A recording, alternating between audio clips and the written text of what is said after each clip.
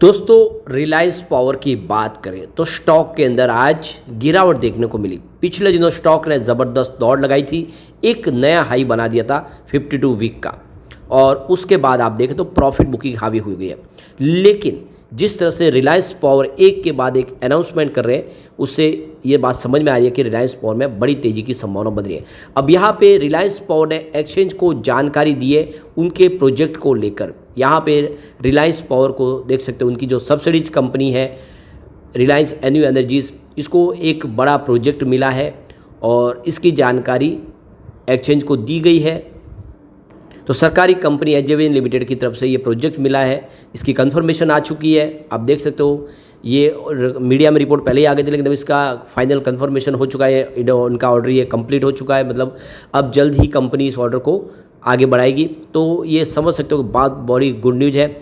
इसके अलावा रिलायंस पावर जो पूरी तरह से कर्ज मुक्त हो चुकी है, काफ़ी सारे प्रोजेक्ट करिए, और इस कर्ज मुक्त होने के लिए इन्होंने बहुत सारे अपने प्रोजेक्ट को बेचा है, अपनी एसेट को बेच के कर्ज को ख़त्म किया है। लेकिन अब वही रिलायंस पावर लगातार नए बिजनेस में एंट्री मार रही है, नए देशों में एंट्री मार रही है और अपनी नई सब्सिडीज़ बना रही है। सब कुछ फिर से नए सिरे से तेज़ी से बढ़ाने की शुरुआत है, और ऐसे में आने वाले इसमें रिलायंस पावर का हम कह सकते हैं कि ये पुनर्जन्म हुआ है, जो आने वाले इसमें इसको काफ़ी ऊंचाई पर ले जा सकता है। तो क्या है वो उन संभावनाओं को जानेंगे इस वीडियो के माध्यम से।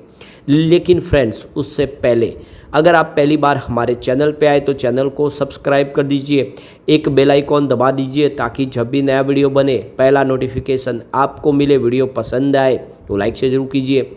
चलो फ्रेंड्स, वीडियो स्टार्ट कर दें। मैं हूं आपका दोस्त SB दवे और हमारे अपने चैनल ऑनलाइन कमाई में आपका बहुत बहुत स्वागत है। तो सबसे पहले BSE सेंसेक्स की बात कर ले तो आज 81,312 के स्तर पे क्लोजिंग देखने को मिली। 239 पॉइंट की गिरावट, यानी 0.29% गिरा सेंसेक्स।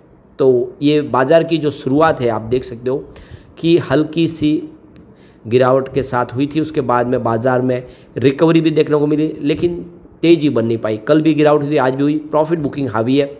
लेकिन इस गिरावट के बीच में जो सबसे बड़ी गुड न्यूज़ है कि आज FII ने ज़बरदस्त खरीदारी के इस गिरावट का पूरा फ़ायदा उठाया।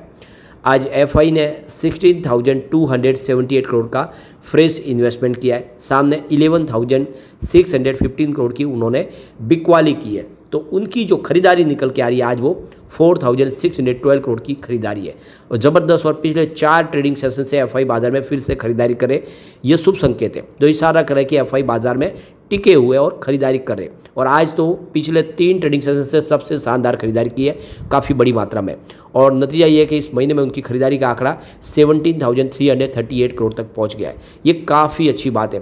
FII इंडिया के बाज़ार में भरोसा करे, जो बाज़ार के लिए अच्छी बात है। और सामने DI ने भी आज जम के खरीदारी की है, यानी भले ही बाज़ार गिरा हो, लेकिन आज FII और DI दोनों ही बाज़ार में खरीदार थे।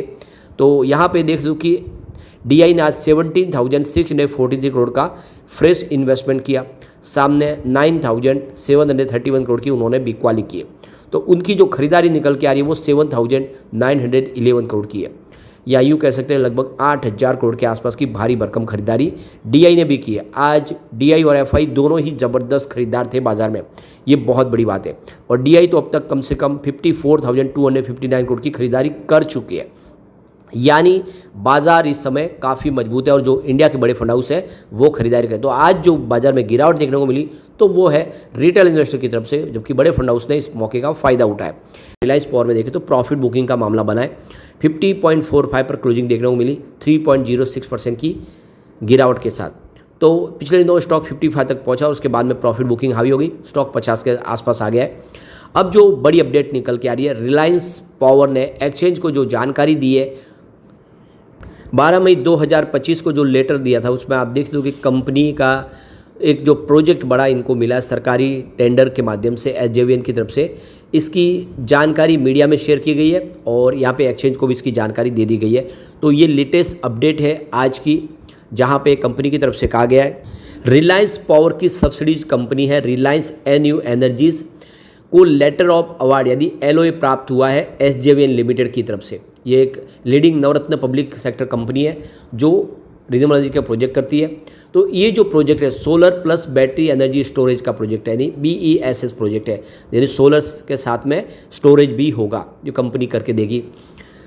ये जो प्रोजेक्ट रिलायंस पावर को मिला। इसके बाद में रिलायंस पावर देखें तो इस समय आप देख सकते हो कि इंडिया की एक लार्जेस्ट प्लेयर बन चुके हैं सोलर और बीईएस प्रोजेक्ट की, यानी इससे पहले भी इनको प्रोजेक्ट सरकारी मिल चुके हैं, जिसकी वजह से ये सबसे बड़ी कंपनी बन गई है।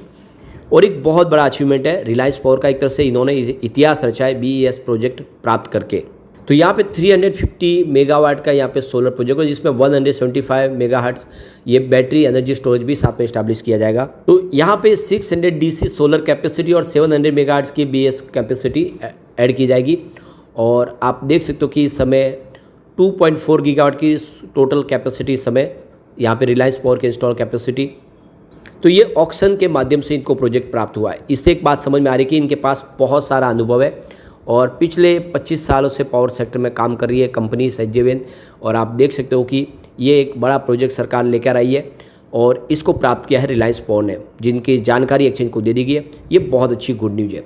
दूसरी तरफ रिलायंस पावर डेट फ्री हो चुकी है इस समय स्टैंड अलोन बेसिस पे।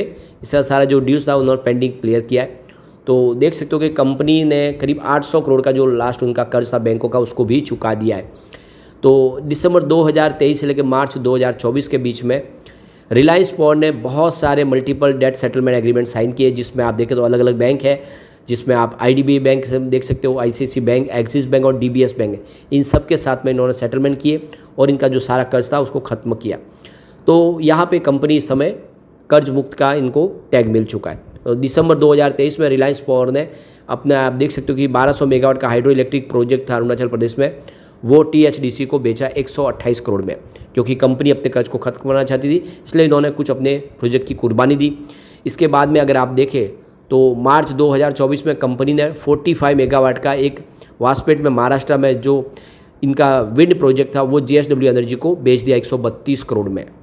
तो कंपनी ने अपने पुराने प्रोजेक्ट को बेच के उसके पैसे से अपना कर चुका है, लेकिन उसके बाद कंपनी अब लगातार नए प्रोजेक्ट शुरू कर रही है नए सब्सिडीज़ के माध्यम से। और आप देख सकते हो कि इंडिया के अलावा विश्व के हमारे पड़ोसी देश है, वहाँ पर भी कंपनी ने अपने प्रोजेक्ट शुरू कर दिया है। ये बहुत अच्छी गुड न्यूज़ है, इशारा करिए कि रिलायंस पावर पटरी पे और आने वाले समय ये कमाल कर सकता है।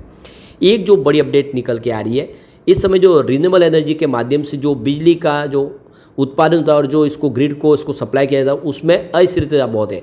कभी बहुत ज़्यादा बिजली मिलती है और कभी कम मिल जाती है, जिसकी वजह से सरकार को चिंता बढ़ी है। इसके ऊपर कुछ कड़े नियम बनाने की प्लानिंग चल रही है, ताकि समय पे बिजली जितनी चाहिए उसको पूर्ति की जा सके। और ग्रिड पे आप देखिए कभी ज़्यादा बिजली एक साथ में आ जाती है तो ट्रिप हो जाती है, या कभी बिजली नहीं मिल पा रही है। तो इस समय जो आप चाहे तो वो सोलर हो, विंड प्रोजेक्ट हो, या फिर जो हाइड्रो प्रोजेक्ट के माध्यम से बिजली का निर्माण होता है, उसमें एक देख सकते हो एक तरफा एक जैसी बिजली नहीं मिलती है, उसमें अप डाउन देखने को मिलती है। तो सरकार इसके लिए कुछ बड़ा प्लान करिए, ताकि आने वाले समय बिजली गुल होते हैं कि जो सामान उसको कम किया जा सके, एक तरफा बिजली मिले और जब भी जरूरत हो उसको इस्तेमाल किया जा सके। तो इसके लिए सरकार कोशिश कर रही है। इस समय अगर आप देखें तो टोटल इंडिया की जो बिजली की उत्पादन क्षमता 470 गीगावाट की, उसमें 224 गीगावाट रिन्यूएबल एनर्जी के माध्यम से ऊर्जा की पूर्ति हो रही है। तो पिछले महीने स्पेन को व्यापक रूप से ब्लैकआउट का सामना करना पड़ा था। इसकी प्रमुख वजह थी कि ग्रिड के ऊपर अचानक अक्षय ऊर्जा की आपूर्ति भारी गिरावट देखने को मिली। तो ऐसा इंडिया में न हो, इसीलिए सरकार इसके ऊपर प्लानिंग कर रही है, ताकि आने वाले निकट भविष्य में ऐसा कोई बड़ी प्रॉब्लम न क्रिएट हो।